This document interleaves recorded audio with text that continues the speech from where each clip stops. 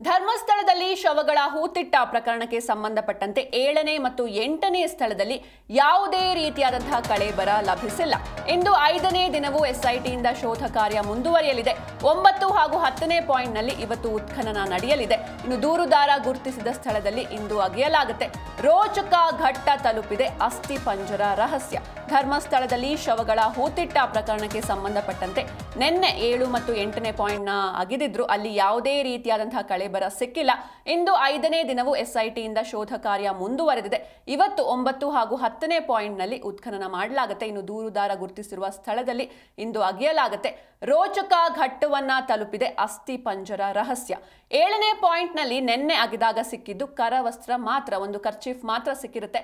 6ನೇ ಸ್ಥಳದಲ್ಲಿ ಮಾತ್ರ ಅಸ್ಥಿ ಪಂಜರ ಸಿಕ್ಕಿದೆ. ಇನ್ನು ಅಸ್ಥಿ ಪಂಜರಕ್ಕಾಗಿ ಉಳಿದ ಬೇರೆ ಪಾಯಿಂಟ್ಗಳಲ್ಲಿ ಎಸ್ಐಟಿ ತಂಡ ಕಾರ್ಯಾಚರಣೆಯನ್ನ ಮುಂದುವರೆಸಲಿದೆ.